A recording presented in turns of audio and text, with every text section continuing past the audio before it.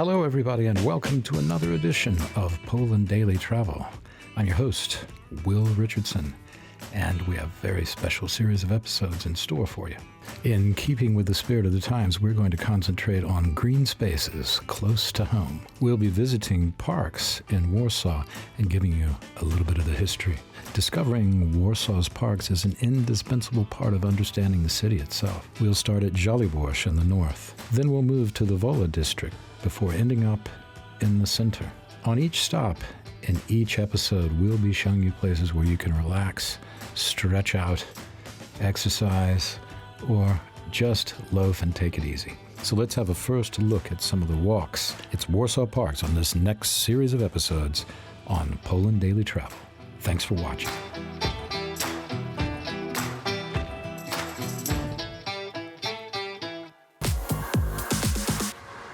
Hello, everybody, and welcome to another edition of Poland Daily Travel. I'm Will Richardson, and I am in a very special place.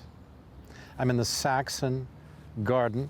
It's in the center of Warsaw, the Ogród Saski. And what does that mean? And why is it important? Well, it's called the Saxon Garden, but it was originally built on a French model.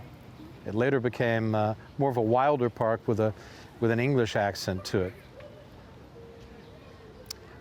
It was part of the Saxon axis. What does that mean? Well, that was a line that ran from the Vistula this way, through the presidential palace, through the Saxon palace, which used to stand there, which was destroyed, completely obliterated in World War II, through this garden, out there to the Lubomirski Palace, which is still there, which is on the other side of Marshal Koska Street, and then beyond that to Holomirowska, and then to across Jana Pawła to Żelazna Brama Square, or the Iron Gate Square. So that was this was a very important construction in Warsaw. There were palaces and gardens, and was all connected and flowing from the river in this direction. The old town is over this way. It's not far away. It's about, 600 meters to get to the old town, maybe 500. So this was the first public park in Poland. It was opened in 1727. It was started, the building started right at the end of the 1600s. So 1727, it was the first park that was open to the public. Because remember, in those times, most of the land was owned by various families, very rich to lesser nobility, and they would have gardens, but they were not open to the public. They were only open to their guests. So having the idea of and this was true across Europe actually, so the idea of a public park that early in the 1700s was really something, and not just in Poland. And especially when it was situated, as I've explained, on this axis in such an important part. There are about 20, 30 different kinds of birds that come here. You also have various kinds of trees, the most prominent being poplar and chestnut and oak trees. So it's a very rich in its tree life and its forest life. And generally, when there's anything happening in Piłsudski Square, it always spills into this park. So this park is very much a part of any major event that happens in the capital. So that's Saski Garden. Stay with us after the bumper for more from here.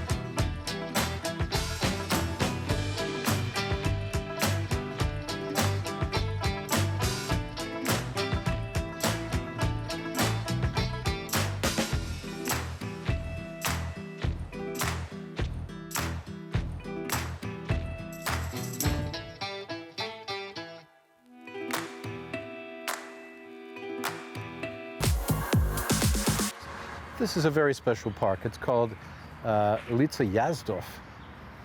And that's the name of the street, Jazdów Street. But what we have here is a series of houses that were built, these wooden houses that you can see, that were built in 1945, 46 in this area. Immediately after the war, they were Finnish houses that were reparations payments, part of reparations payments to the USSR. That's the old name, the Soviet Union. The old name of Russia, of course. Russia and its contiguous satellites.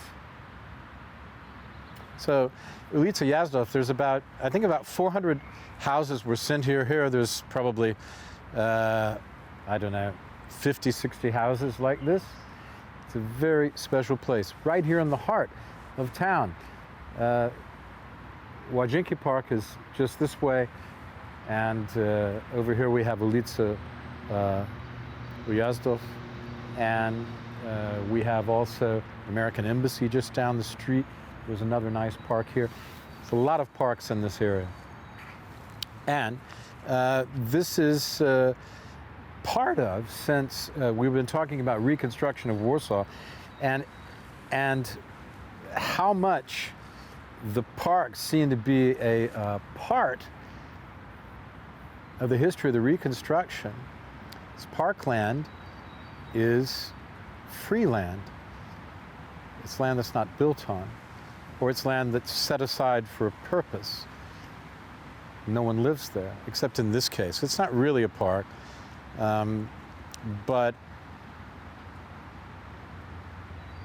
it's a specially designated area, we can say. Anyway, at any rate, the people who were putting the rubble, in charge of putting the rubble into those mounds that we saw in previous programs, and also in charge of rebuilding Warsaw, a lot of them lived here. So it's related to the Reconstruction. In fact, it's impossible to talk about parkland in Warsaw without thinking about the reconstruction of the city. So let's take a further look around, and I want to take you into a little secret garden you can see. It's a little cooperative garden right around the corner, and things are just starting to sprout up there. It looks beautiful there in August, and I've been there a few times, and I know a couple of people, I met them, who work there, or who do, they don't work there, they tend this garden for free, for fun, with friends. Okay, stay with us.